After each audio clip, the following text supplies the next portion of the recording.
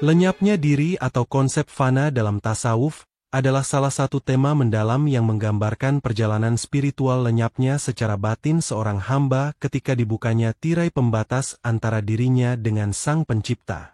Dalam konteks spiritualitas Islam, fana tidak sekadar berarti hilangnya eksistensi fisik atau kesadaran biasa, melainkan sebuah proses transendental di mana ego, keinginan duniawi, dan identitas diri larut dalam keagungan Allah.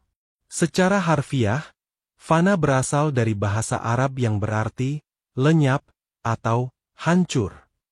Dalam tasawuf, fana merujuk pada keadaan di mana seorang individu melepaskan segala atribut duniawi, termasuk ego dan keinginan pribadi, dan mencapai kesadaran penuh akan kehadiran Allah. Ini bukanlah hilangnya eksistensi secara fisik, melainkan transformasi spiritual yang mendalam. Dalam fana, seorang sufi tidak lagi melihat dirinya sebagai entitas yang terpisah, melainkan sebagai bagian dari kehendak ilahi. Fana berbeda dari kematian fisik atau kehilangan kesadaran biasa karena fana adalah pengalaman spiritual yang sepenuhnya sadar. Dalam fana, seseorang tetap hidup secara fisik, tetapi secara batin, kesadaran mereka terfokus sepenuhnya pada Allah. Ini adalah keadaan di mana ego dan keinginan duniawi mati, tetapi jiwa tetap aktif dalam pengabdian kepada Sang Pencipta. Perjalanan menuju fana biasanya melibatkan beberapa tahapan. 1. Fana dari sifat buruk. Pada tahap ini, seorang individu berusaha menghilangkan sifat-sifat buruk seperti kesombongan, iri hati, dan keserakahan. Ini adalah langkah awal untuk membersihkan hati dan jiwa. 2. Fana dari perbuatan diri. Di tahap ini, seseorang mulai menyadari bahwa segala perbuatan yang dilakukan bukanlah hasil dari kekuatan dirinya sendiri, melainkan kehendak Allah. Kesadaran ini membawa individu pada kerendahan hati yang mendalam. 3. Fana dari zat, diri, sendiri. Tahap tertinggi adalah ketika individu sepenuhnya kehilangan kesadaran akan dirinya sendiri dan hanya menyadari kehadiran Allah. Pada titik ini, ego benar-benar lenyap, dan individu merasakan hanyalah keberadaan Sang Pencipta dalam dirinya. Fana tidak berarti hilangnya eksistensi individu secara total. Sebaliknya, fana adalah proses spiritual yang membawa individu pada kesadaran yang lebih tinggi. Makrifatullah, atau mengenal Allah secara mendalam, adalah inti dari perjalanan spiritual seorang Muslim. Dalam tasawuf, makrifatullah tidak hanya berarti mengetahui keberadaan Allah melalui dalil-dalil rasional atau wahyu, tetapi juga merasakan kehadirannya secara langsung dalam hati dan jiwa. Namun, perjalanan menuju makrifatullah seringkali terhalang oleh ego, nafsu, yang menjadi hijab utama antara manusia dan Tuhannya. Ego, atau nafsu, adalah dorongan dalam diri manusia yang seringkali mengarahkan kepada keinginan duniawi, kesombongan, dan keterikatan pada hal-hal material. Dalam konteks spiritual, ego menjadi hijab atau penghalang utama yang menghalangi manusia untuk bertemu Allah. Ego menciptakan ilusi bahwa manusia adalah pusat dari segala sesuatu, sehingga melupakan hakikat bahwa segala sesuatu berasal dari dan kembali kepada Allah.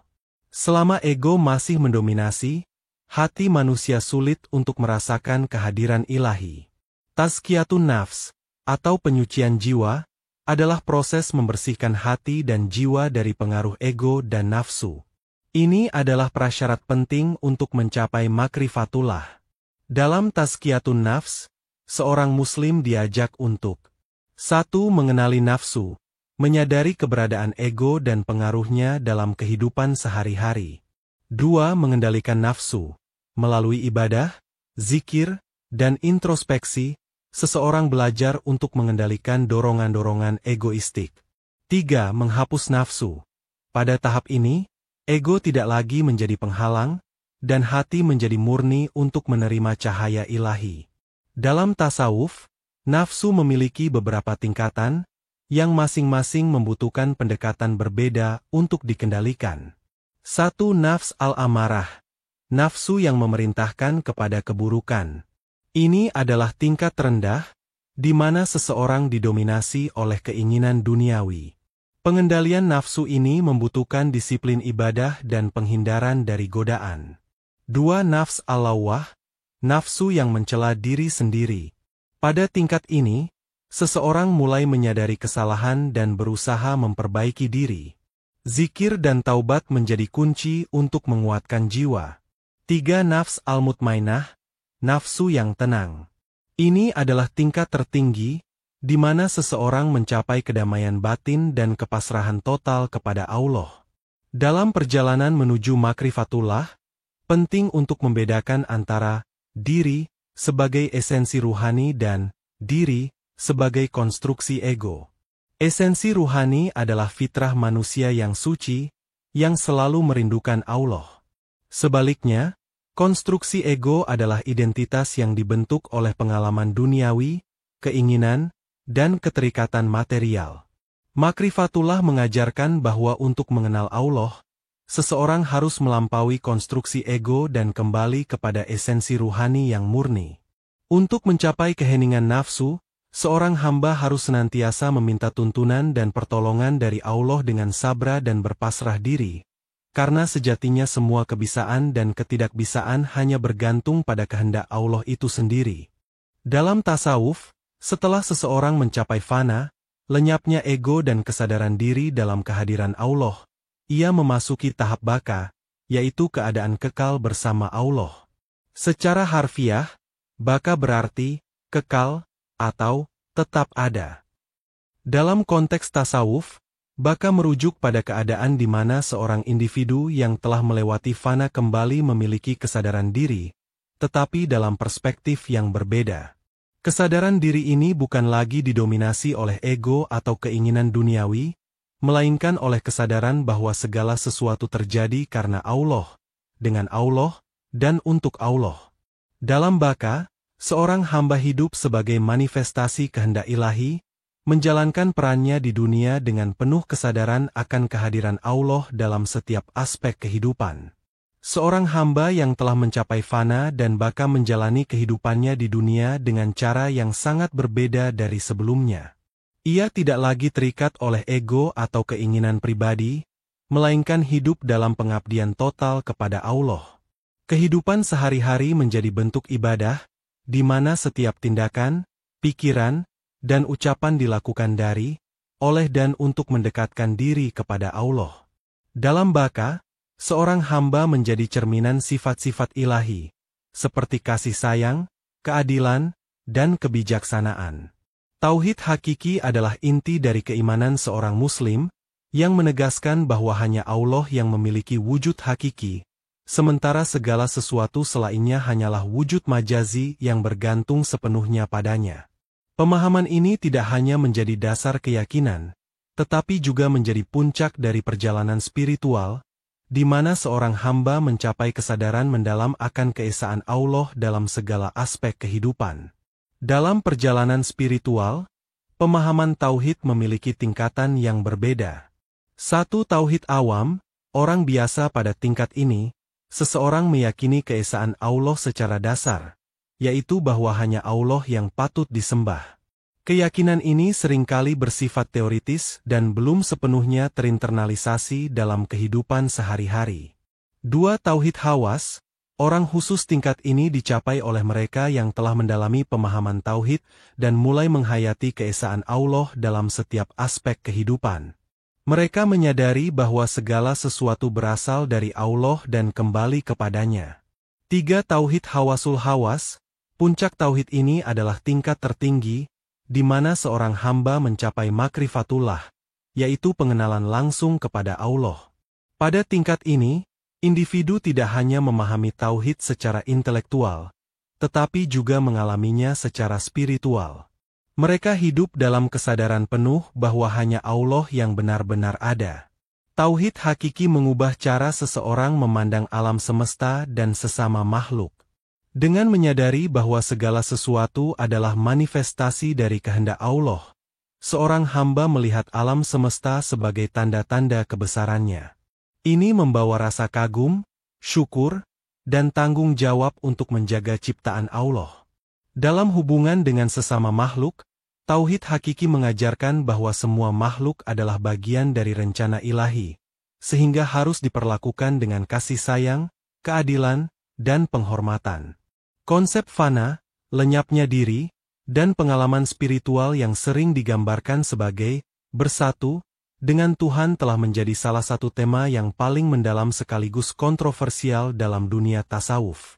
Pemahaman yang keliru terhadap konsep ini seringkali menimbulkan tuduhan bahwa tasawuf mengajarkan hulul, inkarnasi Tuhan dalam diri manusia, atau ittihad, penyatuan esensi manusia dengan Tuhan, yang dianggap menyimpang dari akidah Islam.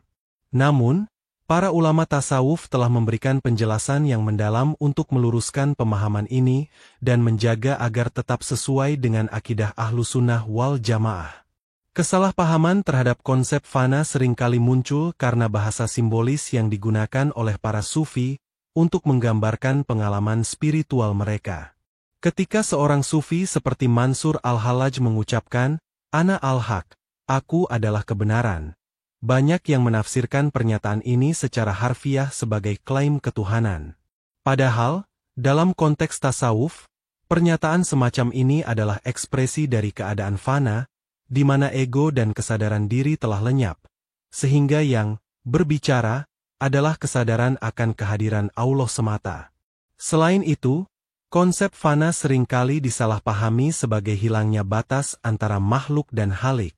Dalam pandangan tasawuf yang benar, fana tidak berarti bahwa manusia menjadi Tuhan atau Tuhan menjadi manusia, melainkan bahwa manusia menyadari ketergantungannya yang mutlak kepada Allah dan lenyapnya ego dalam kehadirannya. Para ulama tasawuf telah menjelaskan bahwa pengalaman fana harus dipahami dalam kerangka akidah Islam yang benar. Mereka menegaskan bahwa 1. Fana adalah pengalaman spiritual bukan diartikan bersatu dengan Tuhan. Namun hal tersebut adalah kondisi di mana kesadaran akan ego dan duniawi lenyap, digantikan oleh kesadaran penuh akan kehadiran Allah. 2. Tidak ada hulul atau ittihad. Para ulama menolak konsep hulul dan ittihad karena bertentangan dengan prinsip tauhid. Dalam Islam, Allah adalah zat yang Maha Esa dan tidak dapat disatukan dengan makhluknya. Fana adalah pengalaman subjektif yang tidak mengubah hakikat hubungan antara makhluk dan khalik. 3. Kembali ke kehidupan duniawi dengan kesadaran baru. Setelah fana, seorang sufi biasanya memasuki tahap baka, di mana ia kembali menjalani kehidupan duniawi dengan kesadaran yang mendalam akan kehadiran Allah. Ini menunjukkan bahwa fana bukanlah akhir dari perjalanan spiritual, melainkan langkah menuju pengabdian yang lebih tinggi. Para ulama juga menekankan pentingnya membedakan antara pengalaman spiritual yang otentik dengan klaim-klaim kosong atau kondisi psikologi semata. Pengalaman fana yang otentik ditandai oleh 1. Kesesuaian dengan syariat. Pengalaman spiritual yang sejati tidak pernah bertentangan dengan ajaran syariat. Seorang sufi yang benar tetap menjalankan ibadah dan kewajiban agama dengan penuh kesadaran. 2. Kerendahan hati. Sufi yang mencapai fana tidak akan mengklaim keistimewaan atau kedudukan tertentu, melainkan menunjukkan kerendahan hati dan pengabdian kepada Allah. 3. Dampak positif. Pengalaman fana yang otentik membawa perubahan positif dalam diri individu, seperti meningkatnya kasih sayang, keadilan, dan pengabdian kepada sesama. Dengan memahami batas-batas fana atau baka dan membedakan pengalaman spiritual yang otentik dari klaim-klaim kosong, kita dapat menghargai kedalaman ajaran tasawuf tanpa melanggar prinsip-prinsip tauhid.